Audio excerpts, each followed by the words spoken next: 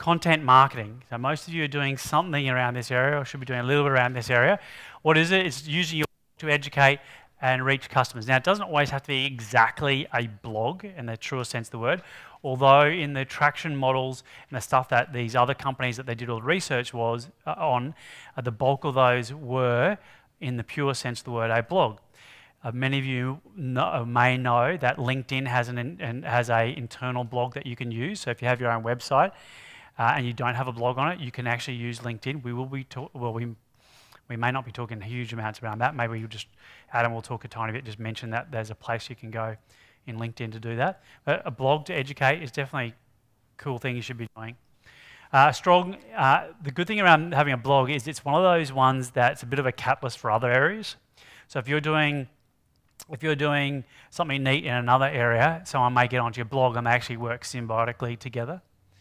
The thing around blogs is it can take a bit of effort and time, and you've got to write the content out. You've got to put a bit of effort in. Now, if you are good at writing, then that might be easy for you. If you're not, you might find someone that can do it. There are a number of different places that will write content for you. It'll be about 75% right, and then you'll need to change it, but at least the bulk of it's there. If you have written a book, you can pull apart your book. Another thing around blogs, particularly the biggest things, did I put it here? No, I didn't. Is you really just write answers to the problems that you're seeing in the marketplace. Like, what are your clients asking you as problems? That's the best thing to be talking about. And that gets higher searches than anything. How to fix whatever my problem is. The thing around this one, though, is there's no silver bullets. Like, you just got to put the effort in, and you got to put quality content out. People won't like it, they won't stay onto it, they won't want to check it out if there's not quality content. And one of the things you can do is create a content calendar. On one of our Dropbox folders, there's a very basic content calendar that I created. Essentially just piece apart what you want to be talking about. And more importantly, what I've done with that is the way that looks is very simple. Actually, I'll do it here. If you're going to put a content calendar together, there's literally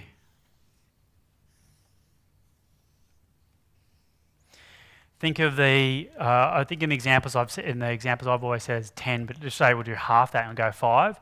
What are the 5? What are the 5 topics that are the biggest things that people ask questions around that I want to be known for?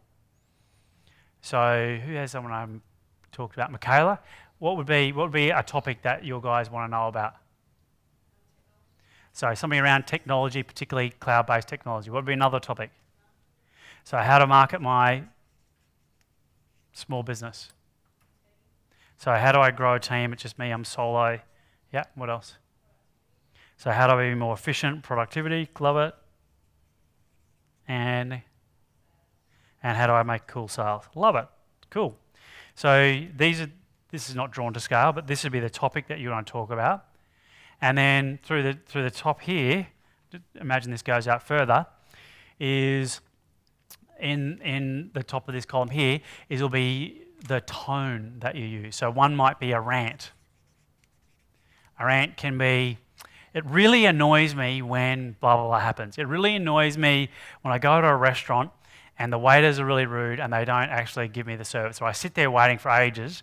It might be say customer service or sales. Can't believe the appalling sales that I just had.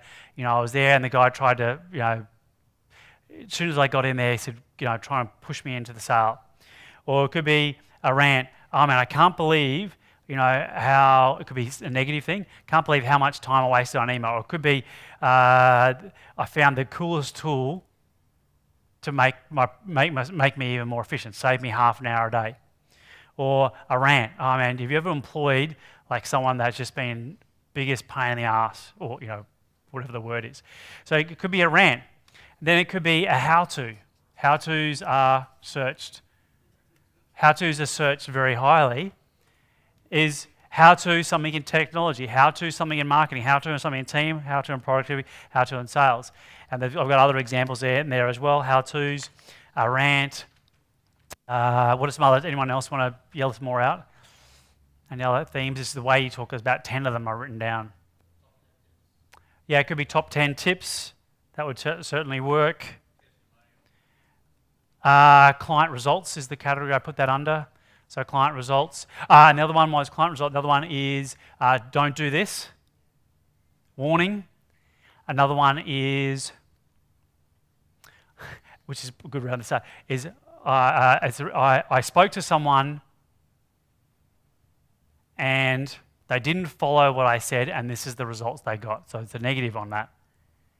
I saw a guy who around building their team, and I went through, told them what they needed to do, but they didn't follow it, and now I just saw that they went bankrupt, or they're now recruiting again. I know how much it's going to cost them.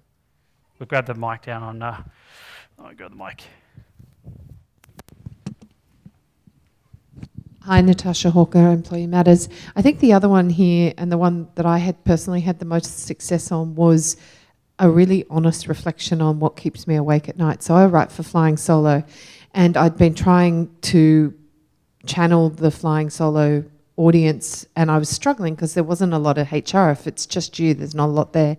And so I wrote an article about what kept me awake at 3 o'clock in the morning, and it got shared over 280 times, I think, and had over 50 comments on it. It was the most successful one I'd done, but I just spoke from the heart and talked about the fact I drink too much and will the kids forgive me and all this sort of stuff.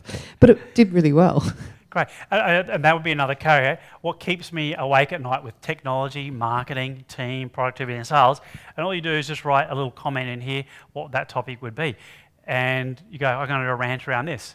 And the simple thing, this will give you all your content. And if you look at the stuff that I've done, it's basically, I think it's 10 by 10, so there's about 100 different things you can actually talk about.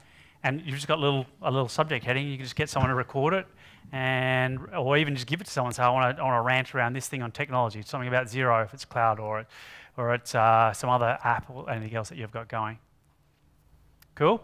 So make sure that when you're in this space of getting to content marketing, have a calendar, otherwise it does take time to build up and it takes a little bit of time.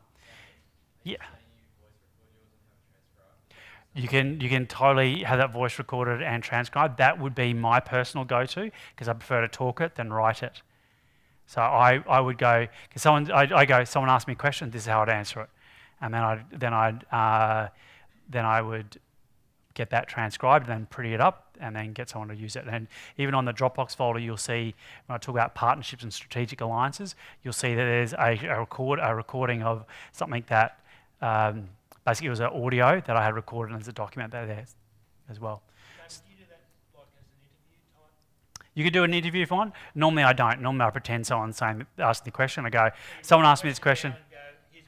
Yeah, hey, I've been asked this question. If you're putting content together, the best thing you can do is have a little memo, a note with the questions that people ask you, and then you go, hey, I've had this question, might be something that you might be wanting to keep in mind as well. And what I love about it is this is what these guys do. So everyone knows Marie Forleo answers the most asked online marketing questions. So people just ask a question, she answers it. Probably one of my favourites is Gary Vaynerchuk, and he's hilarious. He used to have his stuff around wine library. Now he has it just general around social media and marketing in general. But he has some really neat stuff he does. And people ask him questions, he answers it.